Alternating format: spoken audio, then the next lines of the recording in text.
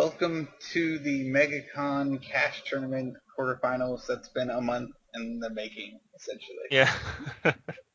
So I'm here with Leckett, Yes. so we can finally get this thing done. Yeah, hopefully. Yeah, we're only gonna have two videos from this cash tournament. We're gonna have basically quarterfinals and the finals, or semifinals, finals, however you want to do it. So the one neat thing about this tournament was that we had a couple players using the banker faction. Yeah, the You know, the order of the golden string. yeah, which had popped up there. Because so in this match we have a player on the right is playing uh, Rogue, Rogue? and he is using a Thief Doyen deck, so that was always neat to see. And then the player on the right is the Order of the String with he's Mono Banker, and he does a lot of discarding cards and then cheats them into play kind of tricks. Yeah. So it'll You know, be the usual fun. yeah, it'll be like big characters versus big characters. So Yeah. hopefully it'll be good. The other thing too with the player on the left is that I believe he's splashing Warlord because he was using Penetrate, so that way he could get his Thief Dorian through if he needed to. Yeah. I actually love that card. I've never seen it played other than in a deck that I made. Right. But there has been some talk about it in our local group. Yeah, he was he's really the first person I think I've seen really play it as well on a major, like kind of any kind of large tournament. Just because like I said, yeah, it's just thing people don't tend to do. They're like they'd rather just kill the character or whatever, I guess. But I mean, for Thief doing it makes some sense since you can pump him up pretty high pretty easily. You want Yeah. his damage to get through. Yeah, exactly. I mean, it's a pretty useless card in many cases, but Right. I ran it with the Flesh Ripping Scene Puller in a deck that Okay. forced some blocks and stuff like that. In the end, the deck didn't really work out, but I mean, Penetrate was pretty good in that deck. I'm trying to remember Flesh Ripper Scene Pooler. What does he do? Yeah, he gains strength for each character that blocks him, basically. Oh, okay. So yeah, that's Uh, that's an interesting concept. Kind of neat. yeah, and I think I can't remember if it's 2 or 4 strength for each character, but it's like he gets insanely strong. So we see from the banker player a Dwarvish Grimalkin and another Dwarvish Grimalkin. Cards just replacing themselves. And the Gilded Yurt for the draw engine. So he started off quite well here. I mean, yeah, it's always quite well. nice. That's, Yeah, that's a good turn to start with. Right. yeah, it is. So So Rogue we. just. So yeah, Oh, Rogue so just. Go ahead. yeah, he played a treachery. Yeah. So this is like heavy into rogue, which I personally like very much. I think it's awesome. And that's a Muddle Bugs, which can easily kill one of the Grimokins, whichever one doesn't get yurted, essentially. Yeah, and also this card is very very annoying against mono banker because they have no way of dealing with items. Yeah, that is And a big problem for Mono Banker. yeah, and so we see the Gilded Yurt trying to phase out one of the Dwarvish Grimakins, but the rogue player, I don't know his name, Yeah. he responded by actually killing the Dwarvish Grimakin. Yeah. Okay, so player names. I mean, the player on the left, his name is David. He's actually a local player in my Orlando area. And then the player on the right is Cody, and he's from Vero Beach. It's a city about an hour and a half away from Orlando, where Megacon was held. Okay. So, so Cody just plays a homewrecker here, which is excellent for Yeah, a it's mono it's a banker. super good card. Uh, I mean, it's so versatile as long as you're playing with locations. Right. Cody also played a second Gilded Yurt, which makes Muddle Bugs a lot less useful because Yeah, So now when Cody tries to Yurt out the Grimalkin, if David responds with Muddle Bugs, he just uses the other the other Yurt, yeah, and it still saves it. yeah, exactly. But on the other hand, he can't really use the Homewreckers effect because then he's That's in true. danger of losing the Dwarvish Grimlock there. Right. So I mean, I guess it's kind of fine. Right. A Slinking Bandito, which Yep. is it's a good card, cheap card with good aggro, and another one. Yeah, and they're actually quite good against the Gilded Years as well, Yes, because I if he attacks his opponent's faction, like with both of them once, he can then basically, with the two of them, kill one of the Yurts, and with one of them, the next turn kill the other that's been damaged by the Homewrecker. Right. So here we actually see what you talked about, responding to the end of the turn by yurting a Dwarvish Grimlock, and obviously there's not much. I didn't really get his name. David. Yeah, David. Yeah, David. It's not much he can do. Right. So he responds by using the Muddle Bugs, and then Cody responds once again with the other Gilded Yurt. So I'm wondering if maybe instead of trying to Muddle Bugs the Grimwickin, since that's how it would play out, if he should have just Muddle Bug one of his own Banditos instead, just to give it an extra strength token. yeah, because then you could kill the damaged Yurt, and that would Right. be very, very good. And now we see Samuel Griswolter, so the Slinking Banditos won't be doing that much. They're basically stuck for as long as Griswolter is out. They're stuck at well, I mean, with Muddlebugs they can get to 2 strength, and that's good for killing Yurts and stuff like that. But yeah, that Griswold was definitely the top card that he needed this turn to hold up the early aggression.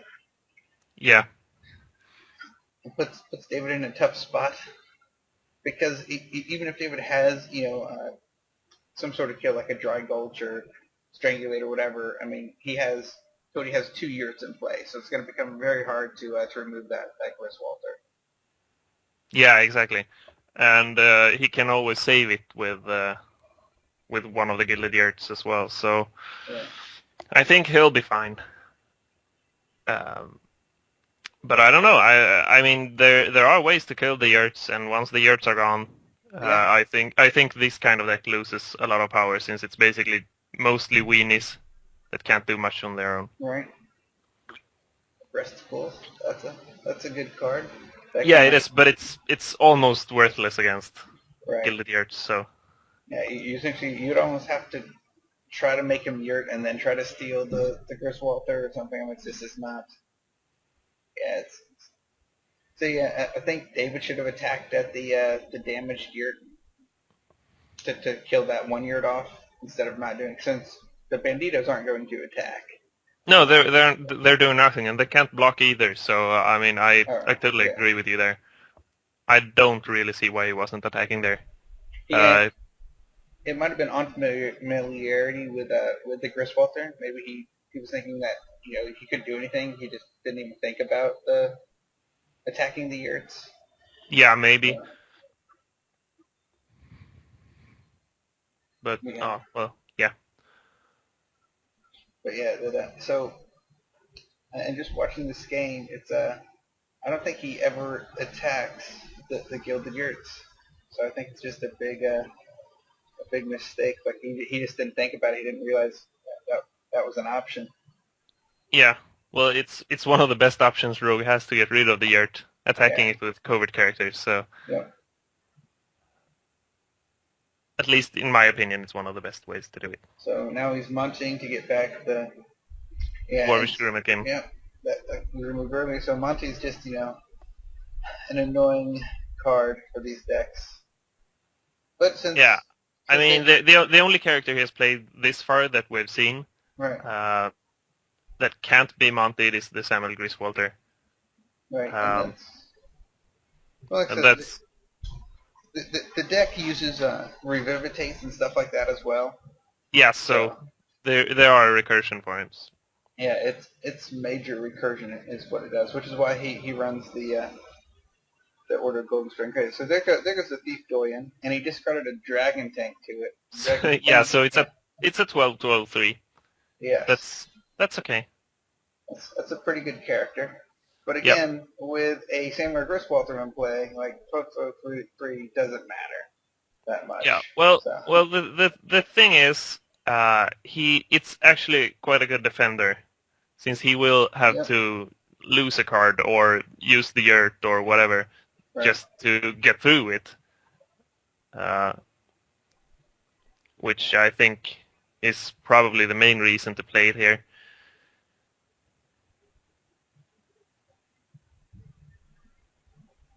And we see some end of the turn yurting action as Yep. usual. So, But the thing is, he can't really kill off either the homewrecker or the Grimokins, because it will basically do nothing. right. Or I mean, if you do it for free, it's fine, but if it costs you resources, it's not very good, since you can just bring them back for one. Yeah, but I mean, the optimal play would be. I'm not sure how many tokens he has on that round delicious. I wanted to say 2, but would maybe steal Samuel if Cody uses both his yurts for the Grimokins. Yeah, It'd be kind of a greedy play.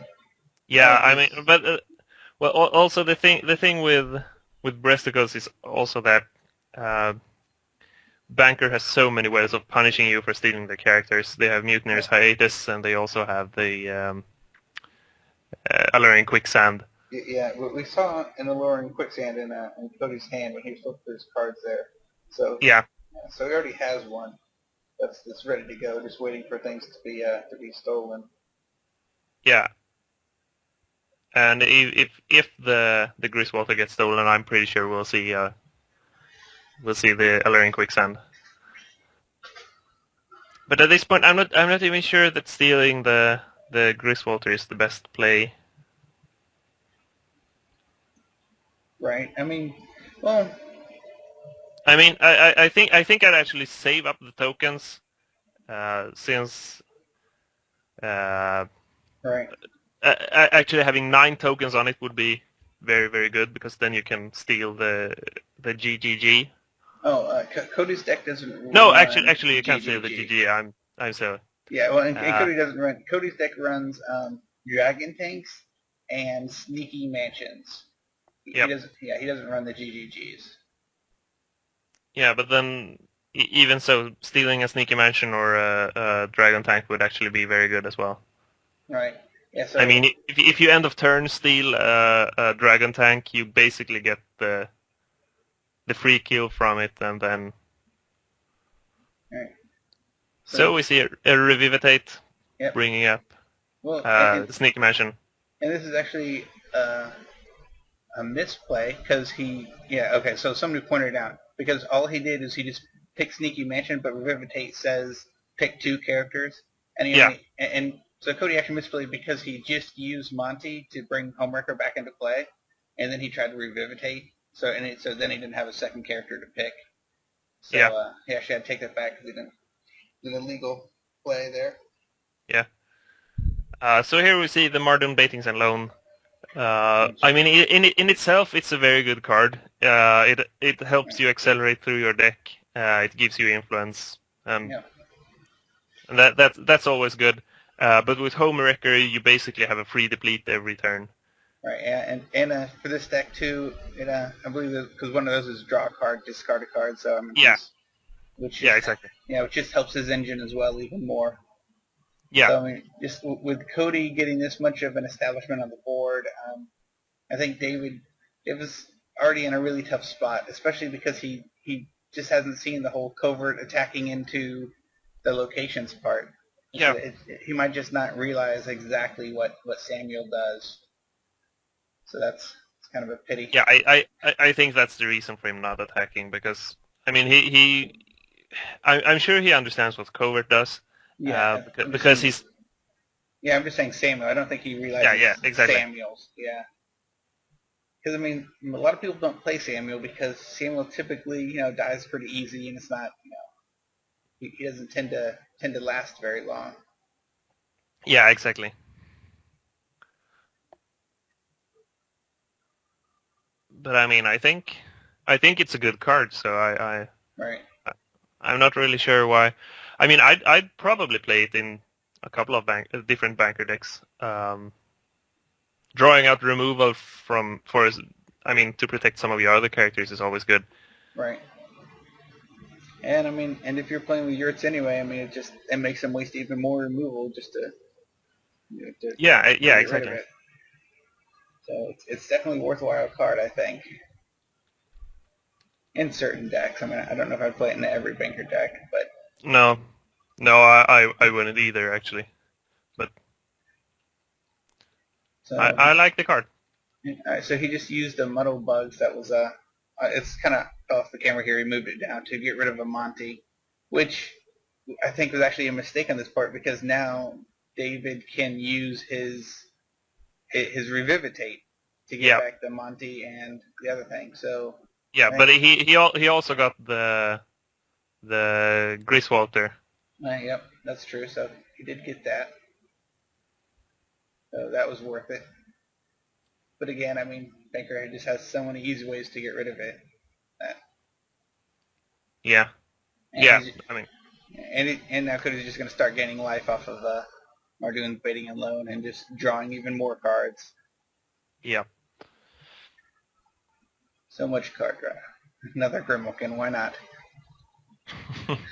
And now we see the crest, so even more threshold and See, I don't know if he really needed the crest though. I mean, maybe crest will help, for Grimwalkin to get the higher thresholds, but yeah. Well, the thing is, Rogue doesn't have much item removal either, so I think right, since he has a pretty large hand, he's bound to have some cards there that he can play face down for resources. So I mean, playing the crest is fine. It gives you some additional life gain, and right.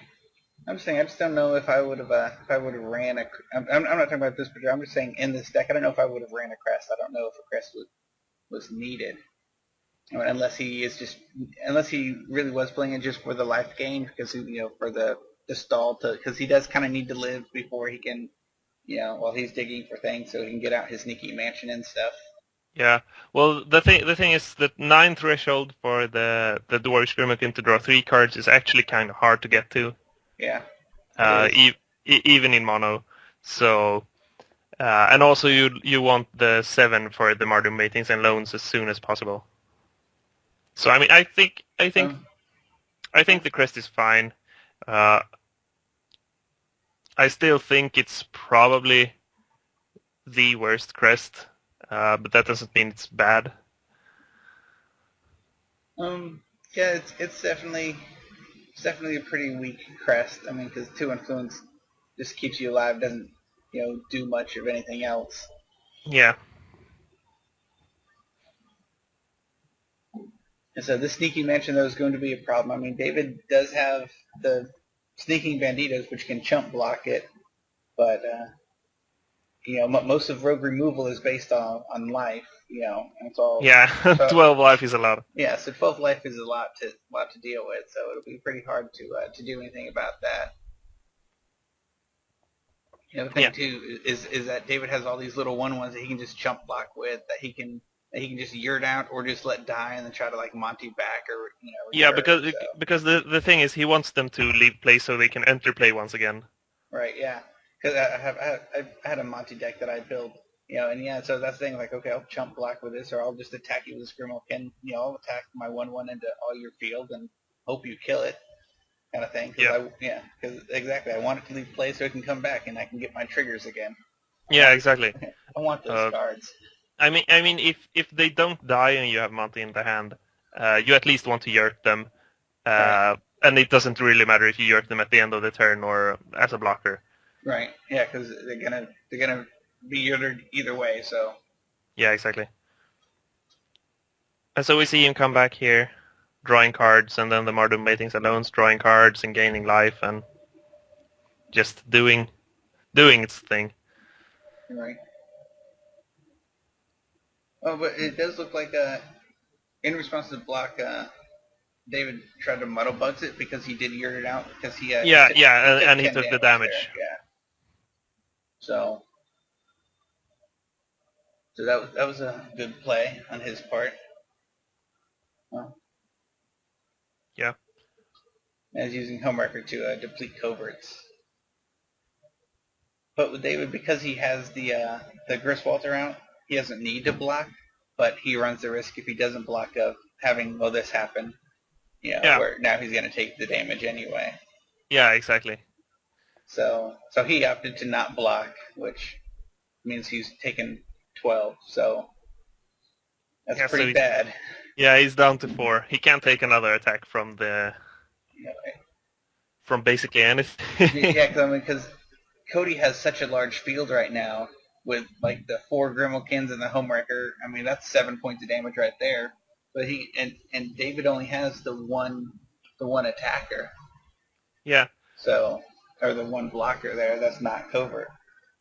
yeah, exactly. So he's in a really tough spot right now, Yes, he is. and Yeah. So, he has used his model bugs as well. So right. Yeah, he could try to use breasticles to steal it, so he doesn't take these points. But I mean, it'd almost be a waste of breasticles because he could just yurt it out anyway.